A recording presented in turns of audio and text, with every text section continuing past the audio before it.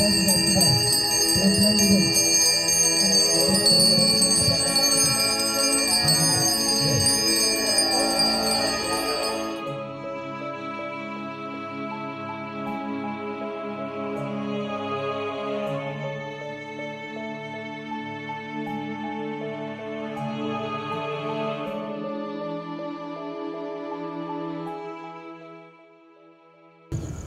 Swastiastu. Selamat Hari Suci Siwaratri tanggal 27 Januari 2025. Rangkaian acara perayaan Hari Suci Siwaratri tahun ini kita sudah kolaborasikan dengan lembaga baik itu Ditjen Bimas Hindu, kemudian Kementerian Pariwisata dan juga Kementerian Kependudukan dan Pembangunan Keluarga. Direncanakan rangkaian acara Siwaratri ini dimulai dengan persembahyangan pada jam 6 sore, kemudian dilanjutkan dengan malam sastra pada jam 8.30 sampai dengan jam 11.30. Kemudian jam 12 malam tepat pukul 00 kita melakukan persembahyangan dan juga melakukan japa 1008 nama Siwa. Kemudian diakhiri pada Brahma Muhurta yaitu jam 6 dengan persembahyangan terakhir dan purnama. Itu tilem ya. Jadi pada malam sastra kita mengundang beberapa narasumber, yaitu Wakil Menteri Pariwisata Ibu Niluh Puspa dan juga Wakil Menteri Kependudukan dan Pembangunan Keluarga yaitu Ibu Isyana Bagusoka. Begitu juga kita mengundang budayawan dan tokoh umat yaitu Bapak Sugilanus dan juga Bapak AA Aridwipayana. Di samping stakeholder tersebut kita juga mengundang dari TWC, yang hadir adalah JM TWC, kemudian juga dari Balai Pelestarian Budaya yaitu Bu Asmara Dewi. Termasuk juga di dalamnya sebagai narasumber adalah Bapak Dirjen Bimas Hindu sendiri. Dari rangkaian acara itu antusiasme dari umat sangat tinggi, yang hadir persembahyangan lebih kurang 3.000 orang dan yang mengikuti malam sastra lebih kurang 800-900 orang. Saya kira perayaan Hari Siwaratri pada tahun ini sangat antusias dan kita akan terus tingkatkan di tahun-tahun mendatang.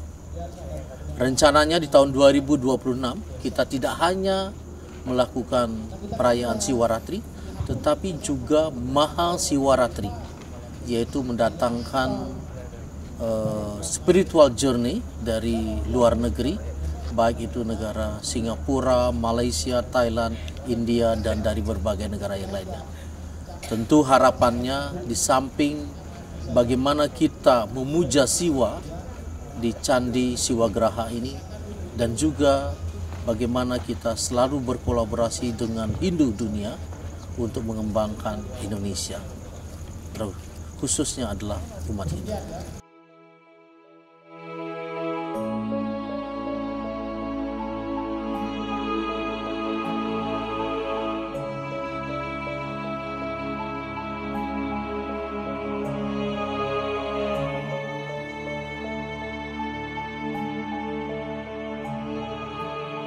Hanya tenang sekali ya. Saya mengikuti dari tadi sore sampai sekarang sudah di pukul 2 pagi bersama dengan Bu Isyana juga. Ini satu pengalaman spiritual yang luar biasa. Kita berada di pusat peradaban Hindu, pemujaan Siwa di Candi Prambanan. Satu hal yang kita bisa pelajari bersama bahwa malam hari ini kita sama-sama duduk di sini sama rata semuanya, sama-sama merefleksikan apa yang kita kita sudah lakukan dalam perjalanan hidup kita, dan juga bagaimana agar pelajaran-pelajaran hidup atau perjalanan hidup dan pengalaman hidup yang kemarin kita jalani itu bisa memberikan kontribusi positif dalam diri kita. Dan juga secara sadar kita mengakui pada malam hari ini kesalahan-kesalahan yang kita buat dan memohon ampunan kepada Yang Widi Betara Siwa atas semua perbuatan dan hal-hal yang tentu mungkin secara sengaja atau tidak sengaja kita lakukan yang melukai diri kita ataupun melukai sesama manusia, atau bahkan juga melukai alam dan seisinya, karena seluruh ini adalah milik dari Sang Pencipta gitu. Jadi saya lihat juga malam hari ini banyak sekali anak-anak muda yang terlibat dalam kegiatan ini. Ini adalah hal yang sangat bagus, artinya kita semua atau anak-anak muda ini menyadari pentingnya mempertahankan tradisi, pentingnya mempertahankan apa yang leluhur kita sudah lakukan. Ini hal yang bagus, hal yang penting. Saya percaya dengan anak muda mau ikut begadang malam hari ini, memahami tentang makna Siwaratri, saya yakin kedepannya kita tidak perlu mengkhawatirkan untuk mencapai Indonesia Emas 2045. Jadi selamat atau Rahajeng Rahina Siwaratri, semoga bisa menjadi waktu yang baik bagi kita semua untuk merefleksikan perjalanan hidup kita dan juga menjadi lebih baik dalam kehidupan kita yang selanjutnya. Terima kasih.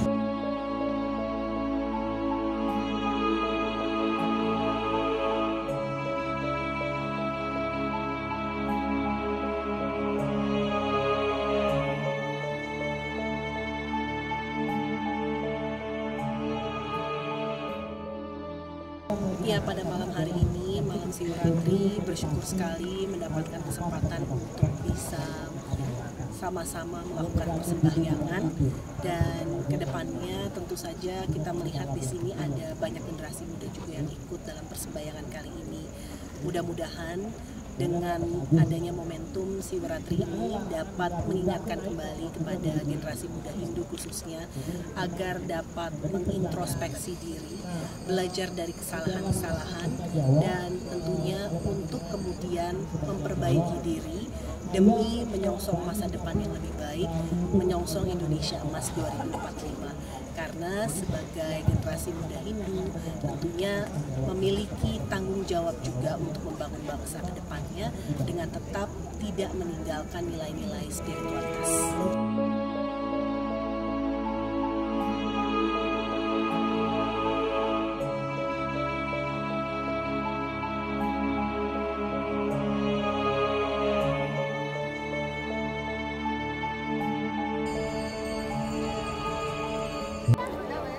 Om Swastiastu, umat Hindu sedharma yang kami hormati dan cintai di seluruh Indonesia.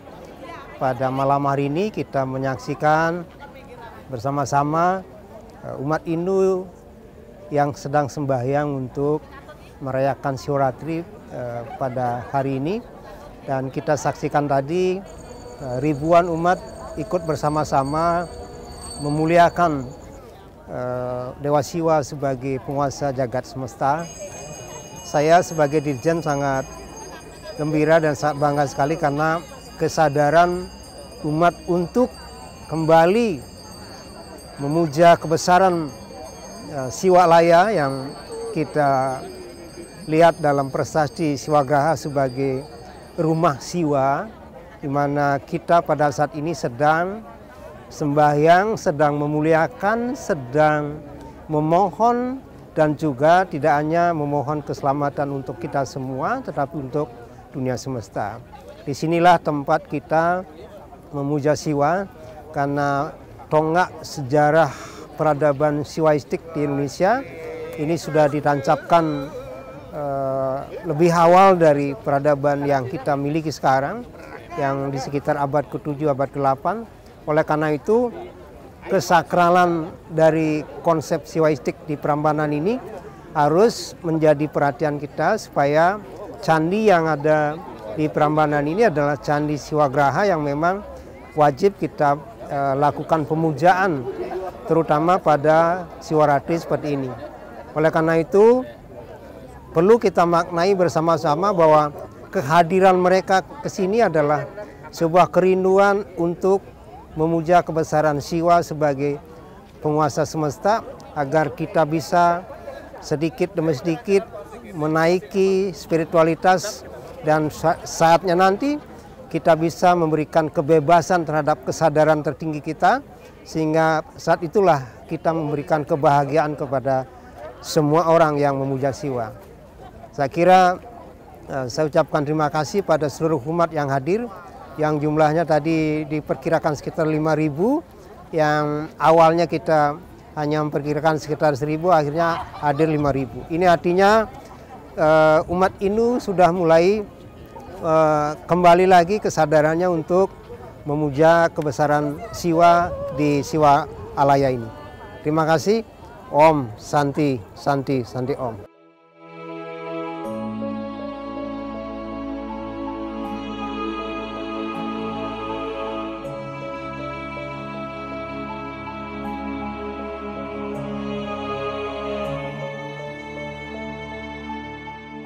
Itu menyebabkan kita di Jawa maupun Bali punya konsep yang sangat tergantung pada waktu.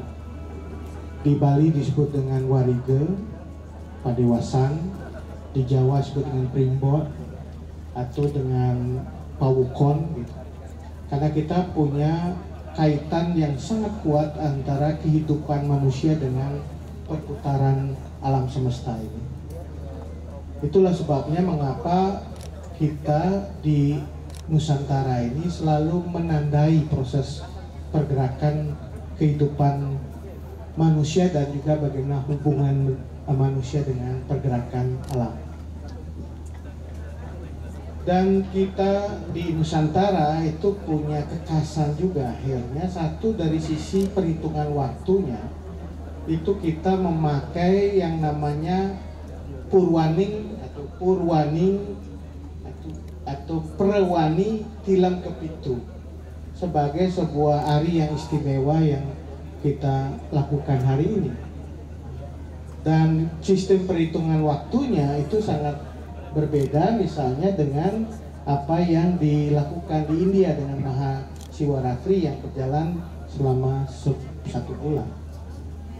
Nah, tentu pertanyaannya mengapa dipilih Purwaning atau Perwani Tilam Kepitu 1 hari sebelum Tilem atau Panglong Ping 14, atau ya kalau perhitungan setelah purnama ke Tilem ada Panglong, dari purnama ke Tilem namanya penanggal, dari Tilem ke purnama ya penanggal 1, 2, 3, kemudian kita dari purnama ke Tilem Panglong, dari purnama ke Tilem namanya penanggal. Kita sampai pada Panglong Ping 14 ini satu hal yang istimewa, karena di dalam dunia astronomi katanya dan juga perhitungan waktu ini adalah malam yang paling gelap. Dari sasih 12 sasih yang kita miliki, sasih Kepitu adalah sasih di mana sasih ini dianggap di dalam tilemnya adalah malam yang paling gelap.